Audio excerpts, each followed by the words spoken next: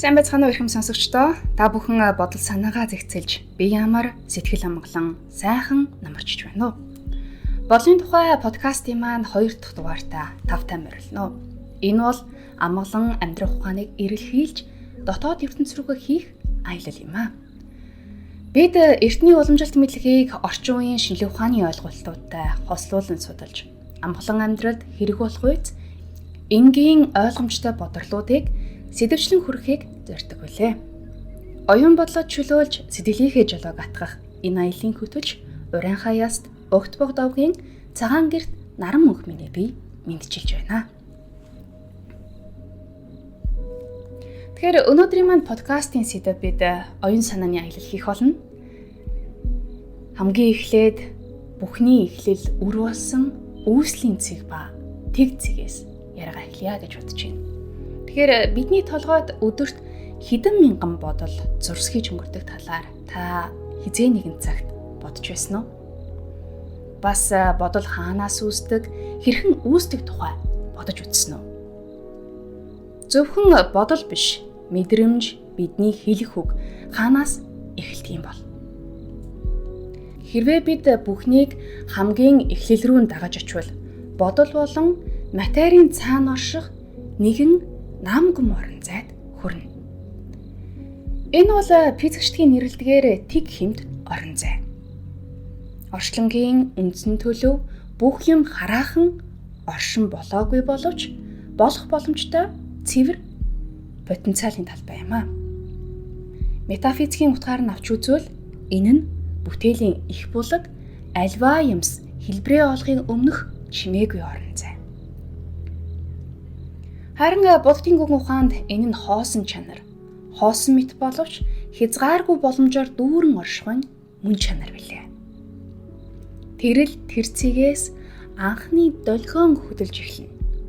Тэр долгион эрчим хүч дараа нь мэдээлэл улмаар мэдэрхүү болон хувирна. Бидний мэдэрхүү тэр долгионыг гэрэл, дуу, үнэр, амт, хүрэлцгүй болгон хувиргаж түүнийг оюун ухаан мэдрэмж болгон сүлжилдүүлнэ. Мэдрэмж нь бодол болж, бодол нь үг, үг нь үйлдэл болон урсна.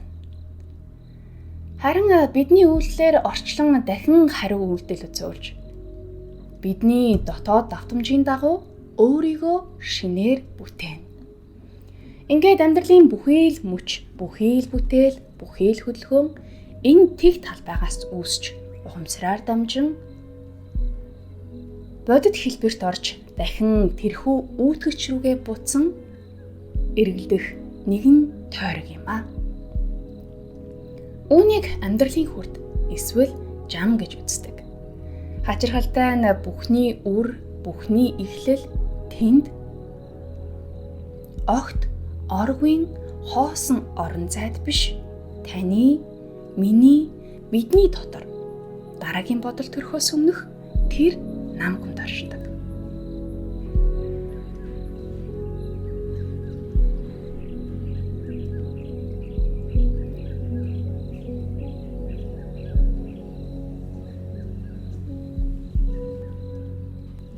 Товчхондоо мэдрэмж бодол болж, бодол үг болж, үг үйлдэл болж, үйлдэл зуршил, зуршил зан чанар хувь тавилан болдог. Ийхүү бодол амьдралын бүтээлч хүч болон хувирна. Тиймээс бодлоо зэгцлэх нь хувь тайлан бүтээх үйл явц юм. Бодол бол бидний сэтгэл, ухамсар, оюуны хамтын бүтээл юм аа.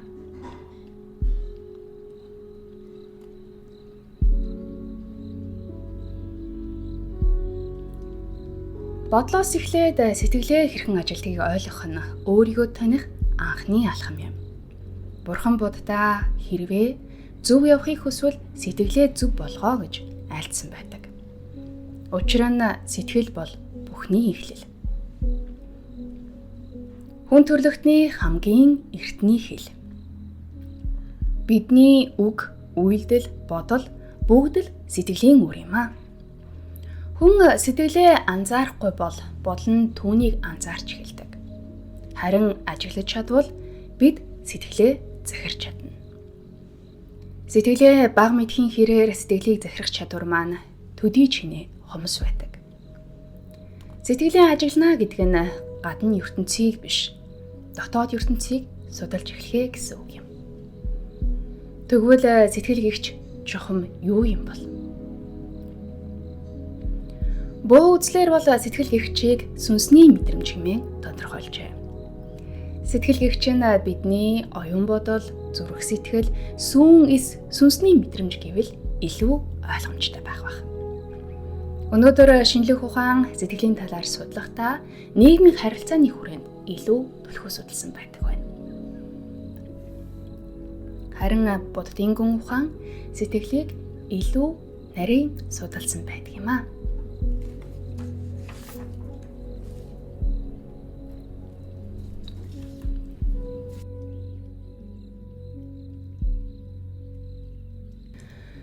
Будда биеийг таньсныхаа адилаар сэтгэлийг бас таниад сэтгэл нь бүхэлдээ тийм мэдхүү, хуран мэдхүү, мэдрэмж, хуран үйлдэхүү хэмээн 4 цогц үйлдэл болохыг нотолжээ.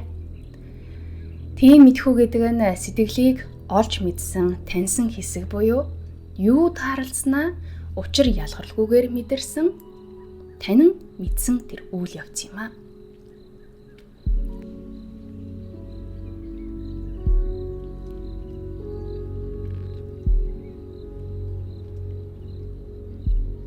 Тийм мэдхүйн альва юм үзэгдэл бие сэтгэлийн зүйлийн бүхий л мэдээллийг ердөө л бүртгэн. Тийм мэдхүүн тааралцсан мэдээлэл болгоныг байгаа янзаараа нь тэрийг гихгүйгээр буюу үнэлж цэгнэлгүйгээр тусгаад авчдаг. Хүүхдийн сэтгэл яг л анх ийм л цэвэрхэн цаашиг байдаг байна. Харин сэтгэлийн 2 дахь үйлдэл нь хуран мэдхүү буюу танин мэдэх үйл явц юм. Сэтгэлийн энэ хэсэг нь тийм мэдхүүд өртсөн буюу бидний бүртгэлд орсон болгоныг ангилна. Хуран мэдхүү нь орж ирсэн анхдагч мэдээлэл болгоныг ангилан нэрлэж, сайн муугаар нь эренбэлж, зэрэглэн үнэлж цэгнэнэ. Зөөрлөл агуулгад орж ирсэн бүхнийг шошгожуулах ажил хийгдэж байна гэсэн үг юм. Сэтгэлийн дараагийн хэсэг нь мэдрэмж. Сэтгэлд альва мэдээлэл орж ирсэн даруй мэдрэмж үүсэж ямар нэгэн зүйл болж дохио өгнө. Сэтгэлд орж ирсэн мэдээллийг үнэлж цэгнэх хүртэл мэдрэмж нь завсрын саармаг шинжтэй байдаг. Орж ирсэн мэдээлэлд үнэлэлт дүгнэлт өгөнгүүд мэдрэмж нь энэхүү үнэлэмжээс хамааран таатай, таагүй болон хувирдаг байна. Тэгэхээр мэдрэмж таатай бол хүн таатай мэдрэмжийг удаан хэвээр хадгалах хүсэл төрнө. Мэдрэмж таагүй бол бушуухан зогсоож өтөр төрхөн зайлуулах хүсэл төрнө. Сэтгэл нь дурлах, дургуутсах маягаар хариу үйлдэл үзүүлдэг аж. Бидний амьдрал таатай, таагүй мэдрэмж, таатай, таагүй бодлуудын тундал эргэлдэх нь бий. Сэтгэлийн энэхүү 4 үйлдэл нь материалын ертөнцийг бүрдүүлэгч агшин зүрийн эгэл бөөмсдөж зүүрлэхээргүй хурдан болж өнгөрдөг. Альва оногдохунд хүрэлцэх мэдрэмж үүсэх хором тутамд сэтгэлийн энэхүү 4 үйлдэл захилгаан захих адил агшин зуурт болж хүрэлцэх тоолонд дахин давтагдана. Болж өнгөрөхийг нь мдээгүй байхад л тийм хурдан болоод өнгөрдөг. Хүн сэтгэлдээ орж ирж буй бодол, мэдрэмж шүүлтээ анзаардаггүйгээс болж сэтгэлээ ая зүнд нь алддаг. Сэтгэлээ алдсан үед юмсын мөн чанарыг бусадтай шүтэлцэн орших чамыг харж чаддаггүй. Тийм үед бид уурлан, бохимдон, гомддог. Гэвч үнэндээ асуудал өөрөө зовлон биш, харин бидний тайлбар зовлон болдог юм аа. Жишээ нь хэн нэгэн танд муугар хандлаа гэхэд тэрийг зөвөр тайлж ойлгож чадвал уур бохимдол үүсэхгүй. Харин буруу хүлээж авбал тэр хормоос зовлон эхэлнэ гэж гандан тэгчлэн хийдийн тэргүүн их хамлан жавцанд орж хэлсэн байдаг. Энэ нийгэмд стресс, уур бохимдол их байна гэж бид ярьдаг. Эсвэл хэн нэгэнд итгэл алдах, бие биенээ гомдоох явдал бас их байдаг. Гэвч энэ бүгд бид дотоод сэтгэлээ удирдах, зөвөр тайлж сураагүйтэй холбоотой байдаг аж. Нэг ч гэсэн хүн асуудлаа зөвөр харж чадвал зовлон өөрөө арилах боломжтой гэж үздэг. Буурлуудын сургаалаар асуудал гэдэг нь асуултаа зөв олж чадаагүй байгаа хариулт. Стресс гэдэг нь хариулт шийдлээ олж чадаагүй байгаа асуудлуудын нийлбэр. Энгийнээр сэтгэлийн дарамт. Сэтгэл бол бодож, сэтгэж, ойлгож, ургуулan боддог хүч. Бодлоо зэгцэлж, сэтгэлийнхээ дарамтыг, сэтгэлийнхээ ачааллыг хөнгөлөх боломжтой. Тэгэхээр бодлоос эхлээд сэтгэл хэрхэн ажилдгийг ойлгох нь өөрийгөө таних эхний алхам юм. Орчин үеийн технологи ашиглан Канадын Queen's их сургуулийн судлаачид хүн минут тутамд 6-аас 7 шинэ бодол үүсгдэг болохыг тогтоожээ. Бөөмөргөлд хүн 5 удаа хөнхөө амьсгалаад 6 дахь удаага гүн амьсгал авдаг дадалтай. Харин тэрхүү 6 дахь гүн амьсгал авах үедээ зэрэгцэн бидэнд бодолд орж ирдгээ гэж өгүүлэх ухааны сударт тусгажээ. Энэ нь хоёр эгшинд нэг бодол төрж байдгаа гэсэн үг юм. Гэвч сэтгэл санааны байдал аль хэр байгаагаас хамаарч бодол үүсэх давтамж хурд харилцан адилгүй байдаг. Сэтгэл тогтвон байхад цөөн бодол төрдөг бол сэтгэл давчдах үед олон бодол агшны дотор маш хурдан үйлдвэрлэгддэг. Тэгэхээр нэг агшинд нэг санаа, нэг бодол үүсэх явц үүндээ маш олон шат амжлагтай байдаг. Үүнийг буддын гүн ухааны нэгэн гайхамшигтай бүтээл дурдсан байдаг. Түүнийг Авидharma гэж нэрлэдэг ажээ. Авидharma гэх энэхүү асан түвшний сургаалд сэтгэл, мэдрэмж, бодлыг яг л микроскопоор харж байгаа мэт задлан шинжилж нарийн ангилсан байдаг байна. Жишээ нь өвсөн дунд урт нарийн зүйл харлаа гэд хамтдаа төсөөлөд үзье. Сэтгэл итгэхгүй үедээ амьдралын урсгал хэлбэрээр үргэлжилж байдаг. Тэнд айдас, баяр гэх мэт өрөнцрүүд далд хадгалагдан оршдог. Яг л нэг агуулгад ачаа бараа оруулж ирж тавьж буй мэт. Эсвэл хилгайлын шалганаар хүмүүс орж ирж буй мэт тийм л нэг амьдралын урсгал. Энэ нь сэтгэлийн хамгийн ихний бодол үүсгээс хамгийн ихний анхдаг шат буюу далд урсгал юм а. Харин үүний дараа энэхүү урсгалыг нүд, чих, хамар, ам, гар гэх 5 харуул тасралтгүй хамгаалж харж байдаг. Тухайлбал бидний төсөөлсөн өнөөх дүрс нүдэнд өртөх үед өвсөн дундах урт нарийн зүйл туслаа гэж бодож эхэлдэг. Яг тэр мөчөд эрчмийн урсгал үүсэж мэдэрхүүс ирж эхэлнэ. Энэ нэгшинд сэтгэл шин зүйл рүү анхаарлаа хандуулахад бэлэн болно. Үүний дараа мэдэрхүүн хаалга нэгдэж, харааны анхаарал итгэвчж юу байна гэх анхны сэрэмж төрнө. Улмаар цэвэр мэдэрхүүн нэгдэж, одоо зөвхөн өнгө хэлбэр хөдөлгөөн мэдэрдэг. Гэвч хараахан тэрхүү зүйлийн дүрс тусгалд нэр өгч, утга өгч амжаагүй байх үе байдаг. Ийхүү цэвэр мэдэрхүүгээр сэтгэл тухайн дүрсийг хүлээн авч таатай эсвэл таагүй мэдрэмж төрүүлж буйг англин ялгана. Ингэж л судлах ажил эхэлнэ. Сэтгэл харсан зүйлээ шинжилнэ. Юу юм бол гэж асууна. Энэ үед бодол биежиж танин мэдэх үйл явц эхэлнэ.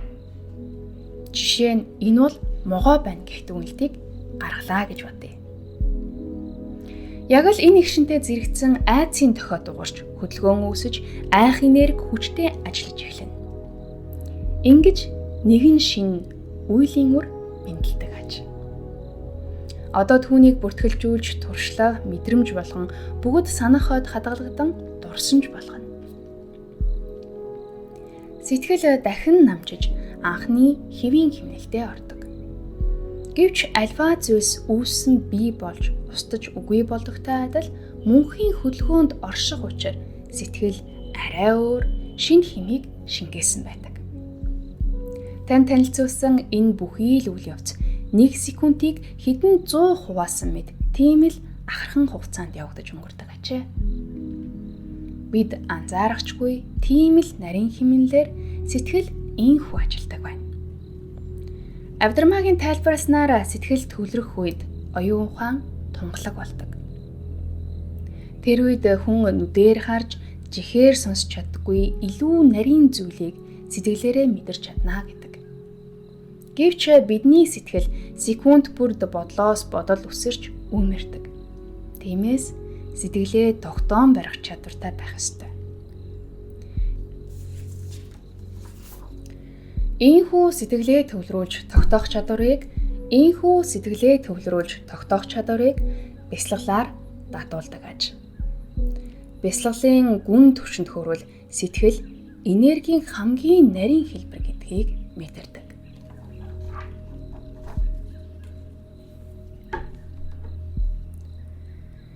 Сэтгэл мэдэрдэг бол оюун ухаан бодож дүгнэдэг. Ухаан болон оюуны ялгаа юу юм бол? Монголчууд биеийг төрүүлж болдог, ухааныг төрүүлж болдоггүй гэж ярьдаг.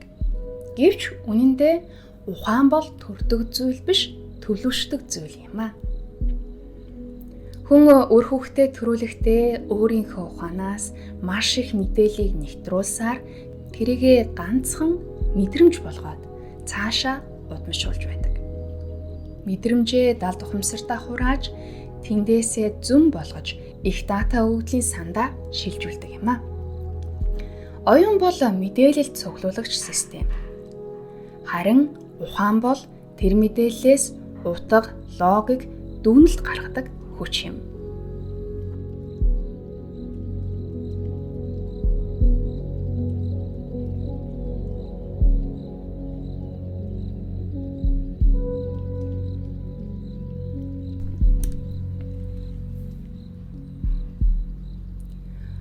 Өгүүлэх ухааны судар төгөөлснээр бидний удамшил буюу генд хадгалсан мэдээлэл, сүнсэнд хадгалсан мэдээлэл нь бидний оюун болдог аж.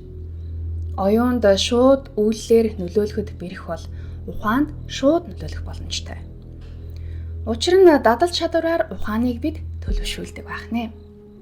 Оюун нь шинээр мэдээллийг боловсруулах, өмнө нь байгаагүй зүйлсийг бий болгох чадвартай байдаг. Оюун боловсруулалт хийхэд чиглэгддэг бол ухаан түлхүү шүүлт хийхдээр ажилдаг. Оюун харж, сонсож, суралцаж буй бүхнийг шингээдэг. Харин ухаан тэр мэдээллийг ялгаж шүүн тунгаадаг. Амаараа юу оруулж, юу гаргахаа мэддэг хүнийг ухаантай хүн гэж хэлнэ гэж миний нэг танил хэлж үлээ. Германы бас нэгэн зүрэг байдаг юм.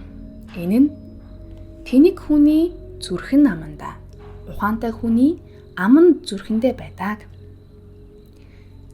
Энгийнээр хэлбэл зүрх сэтгэлийнхээ хэм хөдөлгөөнийг мэдэрч, ямар сэтгэл хөдлөл илэрхийлэх, түүнийгээ долгион болгож ямар үгээр илэрхийлэхээ зөв онож чадахыг ухаан гэх. Монголчууд хэлдэг. Үг амьтай. Үгээр хүнийг амьлуулж болно, алжиж болно гэдэг. Харин ухаан тутмаг нэгэн бол юу ч бодож санахгүйгээр ярьж, тэр нь өөрийгөө өрөөлийг зовоох нь элбэг байдаг. Тиймдээч ухаан төлөвшсөн хүн дуугүй байгаа үедээ хамгийн ихийг ойлгож байдаг. Учир нь амьсгал хорон мөч бүртээ 5 мэдрэхүүгээр хурааж байгаа мэдээлэл бидний ухаанд хураагддаг байх нэ.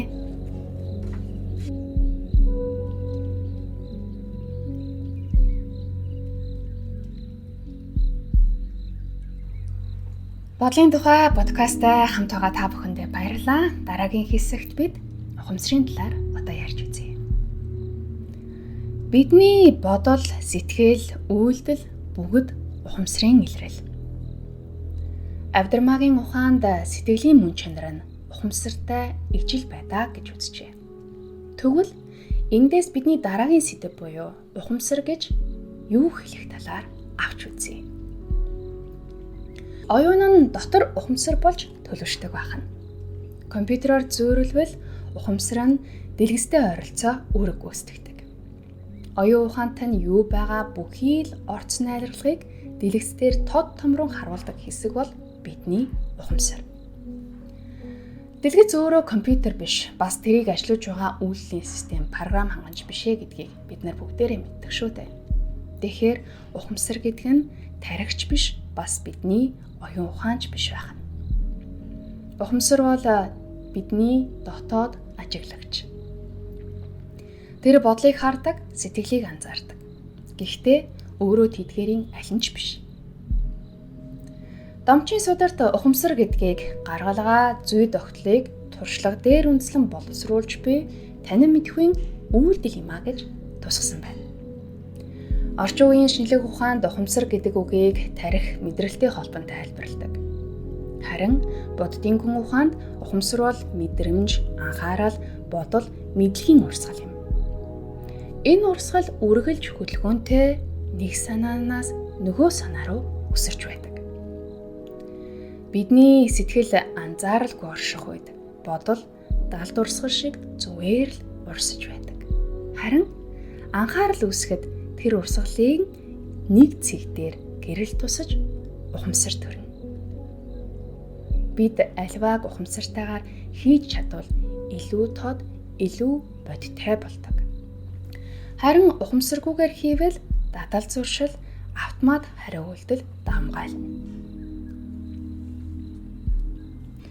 Тэгвэл ухамсар сайтай эсвэл ухамсар муутай хүн гэж хэнийг хэлэх вэ? Зөвхөн мэдрэмжээрээ эсвэл зөвхөн дадлаараа үлддэг хүмүүнийг ухамсар муутай, харин дадал мэдрэмж хоёр зэрэгцэж байж өндөр ухамсартай хүмүүс гэж нэрлэгддэг байна. Ухамсартай хүн альва шинэлэг мэдээллийг өөрийн болгож хэрэглэх чадвар өндөртэй хүнийг хэлдэг байна. Та бодоод үзээрэй.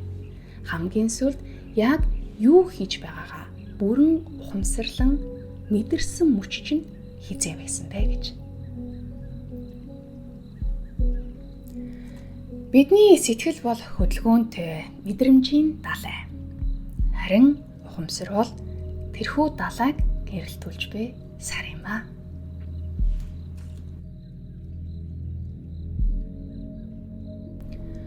Ухамсар гэдэг үгний утга нь анзаарах, ухаарах, мэдрэх гэсэн утгыг агуулдаг. Хүн өөрийн сэтгэлийг ажиглаж эхлэмэгц ухамсарын гэрэл хасдаг. Эртний судруудад болон орчин үеийн тарих, мэдрэл, сэтгэл судлалд ухамсарыг шатлалтайгаар авч үздэг. Зарим нь үүнийг сэрхэн төвшин эсвэл энергийн давтамжийн шат гэж нэрлэдэг. Ухамсарын шатлалын тухайд бид хоёр төрлийн төлөвийг авч үзэж болдог. Энэ нь хайр, айдас. Айдсын тэнхлэгт сэтгэл хүндэрч мэдрэгддэг. Бид мэдэхгүй зүйлээсээ айж мэддэг бол айдсын хамсаатнууд нь ичхүүр, гэмшил, гүйрэх, харуулсах, шаналх, хүсэл тачаал, уур хилэн, омгшил, барднал байдаг байна. Эдгээр нь бидний тархины цэнийг сорж, ухамсарын энергийг шатааж, сэтгэлийг хүндрүүлж, шаналгаж, шархлуулж, бас биеийг зовоож, ядраан, биеэс ялгарх гэрлийг бүтэрүүлдэг. Харин хайрын төлөвт цог золбоо, зориг зүрх батарч, итгэл төрж, өршөөл, нэгүсгэн сэтгэлээр өглөгч тусч зан ундарч, аз жаргал, баяр баясгал, тайтгарал, сэтгэлийн амгалан зэрэг нь ухамсарын давтамжийг өөдөргөж цэнгэлдэг үе шатууд юм а. Ийм үед хүнд илүү тайван, илүү уужим, бие амар хөнгөн санагдаж, сэтгэлд амгалан оршиж, илүү гэрэлтэй болдог. Хайр, итгэл, талархах сэтгэл, уужим сэтгэл. Энэ бол дээд ухамсарын хэл юм а. Сэтгэл тайвшруул орчлонж тайвшрана. Айдас давмгаалбал ертөнц айдсаар хариу өгнө. Яг л Wi-Fi долгион ялгаруулж цацж байгаа юм шиг бид ямар долгион цацсан яг түүнийгээ өөртөө эргүүлж татдаг. Өдөр бүрийн амьдрал бол дээш доош хэлбэлцдэг энергийн урсгал.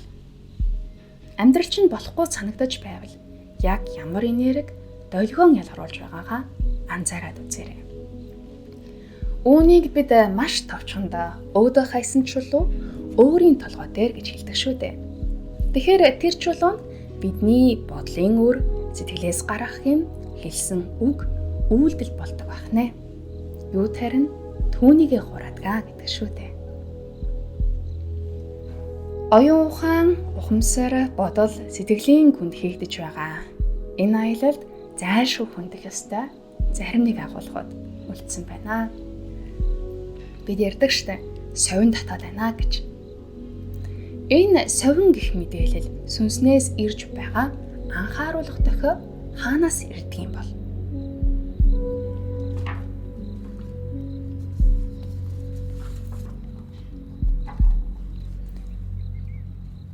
Зүн совин гэх холбоо үг байдаг шүү дээ, тэ? Эндээс зүн гихч яг юу юм бол? Зүн нь үеэс үед дамждаг. Бидний мэдрэмж, шийдвэрийн гол суурьд оршдог. Зүн бол өмнө нь болсон бүхний үр дүн. Тэр таны ухамсаргүй хэсэгт ажилладаг програм юм а гэж ойлгол болно. Зүн бол даалт ухамсарын хадгаламж. Өмнөх туршлага, айдас, итгэл, баяр бүгд энд хадгалагддаг.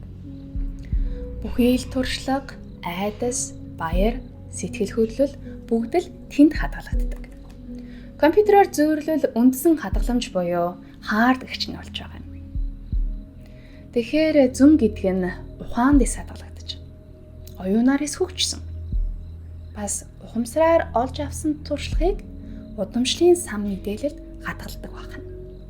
Ингээр оюун ухаанд хадгалагддаггүй мэдээлэл нь зүн болоод бидний дараагийн үед гений мэдээлэл болж дамждаг байна.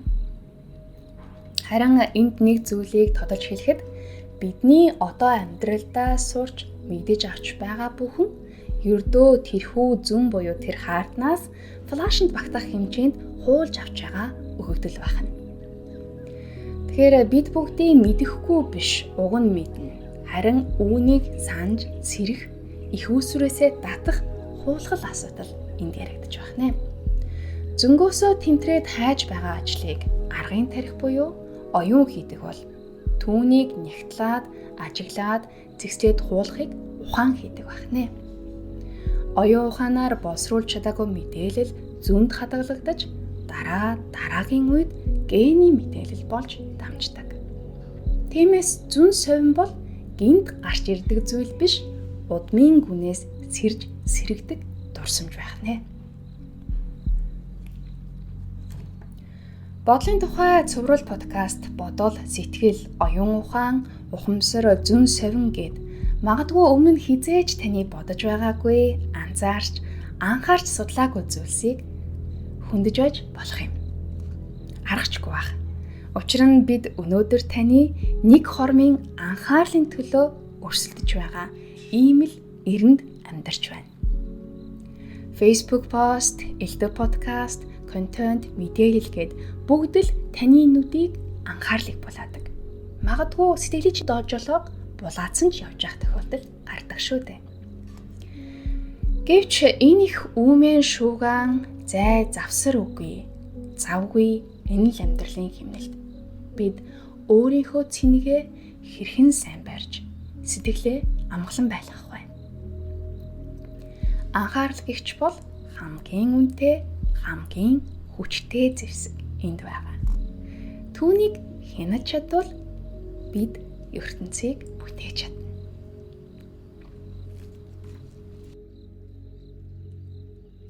Анхаарал гэдэг нь бидний оюун бодлоос гарах хамгийн чухал энергийн нэг хэсэг. Бидний тархины холбоос, ой тогтоолт, сэтгэлийн элдэв үйл явц ямар байгааг анхаарал мөн төвлөрлөөр хэмждэг. Анхаарал, төвлөрөл гэдэг хоёр агуулгын яригдж байна. Анхаарал нь хүн ойд төөрөөд эргэн тойрноо анзаарч байгаа юм шиг тодорхой өргөн хүрээг хамардаг бол төвлөрөл нь бутан дундаас нэг чимээ гарахад тийшээ гэрэл тусгаж байгаа юм шиг нарийн тусгалтай үйл явц байдаг. анхаарлаа тогтоогоод сурсан байхад сурах үйл явц маш энгийн хэлбэр болж амьдралд маш олон зүйлийг бүтээх, амжуулах завсар зайтай болдог. Сайн муу сурдаг хүүхэд гэж үнэндээ бид ялгадаг боловч ялгаа нь багш тухайн хичээлийг заахад хүүхэд аль хэр анхаарлаа хандуулсан бэ гэдгээр сурлагын амжилт хэмжигдэг. Магадгүй ажил дээрч бас хүний ялгаа анзаарэгдэх шүү дээ. Тэгэхээр анхаарал бол бидний оюуны гэрэл цамхаг. Гэрэл хаашаа тусна тэр зүйл амьдралд хүчтэй илэрдэг. Хаашаа анхаарлаа чиглүүлэн тэнд таны энерги урсна.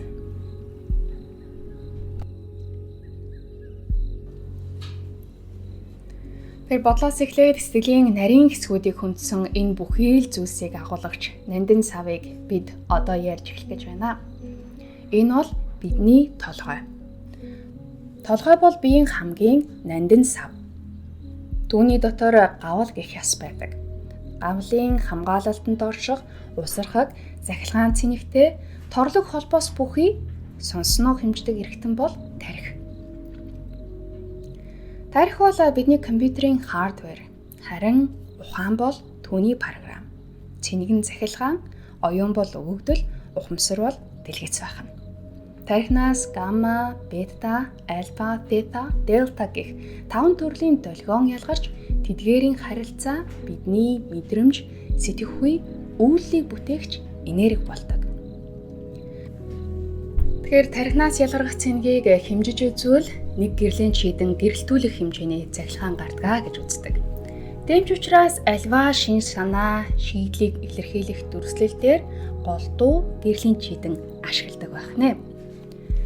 Тархи бол сая мэдрэлийн эсийн турлаг сүлжээ. Тархинд багцлбал 5 төрлийн 100 тэрбум орчим мэдрэлийн эс байрладаг аж.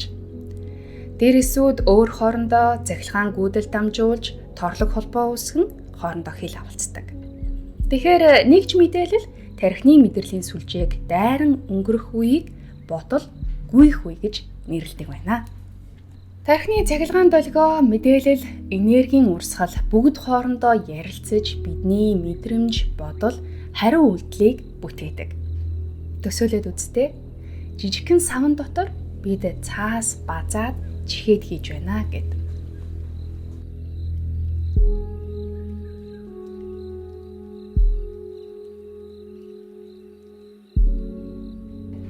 Жижигхэн савн дотор бид цаас базаад хийж байна гэд.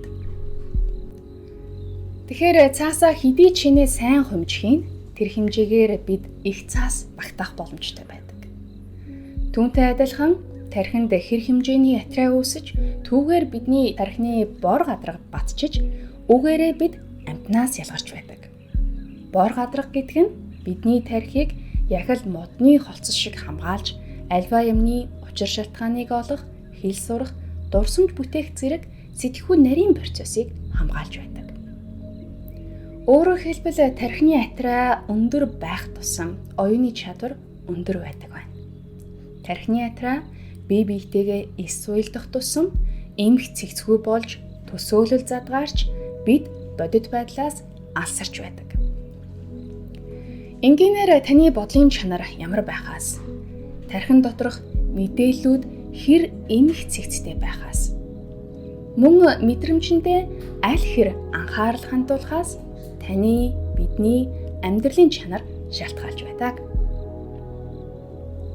Тэгэхээр хүүтний ирж чангарч байгаа энэ үед ийм нарийн нандин зүйлийг агуулдаг толгоогоо сайтар хамгаалж малгайсаа өмсөөрэй. За энд хүрээд бүгдээрээ түр амсхий. Сэтгэлээ баг зэрэг ажиглаад үзье. Амьсгалаа анзаарай. Өөрийн бодлыг мөн мэдрэмжээ ажиглая. Тэгэхээр энэ лагшинд та бодол биш, бас танд төрж байгаа мэдрэмж биш. Та бол анхаарал. Анхаарал бол гэрэл. Тэр гэрлээр та өөрийгөө, бусдыг, энэ ертөнцийг харж чадна. Сэтгэл бол бидний ертөнцийг бүтээдэг талбар. Бодол бол түүний долгион, ухамсар бол тэднийг ажиглагч юм. Хэрэв бид ийхүү сэтгэлээ ойлгол ертөнцийг ойлгоно. Тиймээс дараагийн удаа юм бодох эсвэл ямарваа нэгэн зүйлс мэдрэх үедээ зүгээр л төр зогсож аваад анзаар ажигла. Учир нь бүхний эхлэл тэр нам гүнд, тэр цэгцэгт, тэр тэгцэгт оршдог юм аа. Подкасттай хамт өнөөдөр оюун бодол сэтгэлийн чандад аялсан танд баярлалаа. Хэрвээ энэхүү подкаст таалагдсан бол та бүхэн ойр дотныхоо хайртай хүмүүст хэрэг болох хүмүүстэй хуваалцаарай. Ингээд дараагийн дугаараар уулзлаа. Баярлалаа.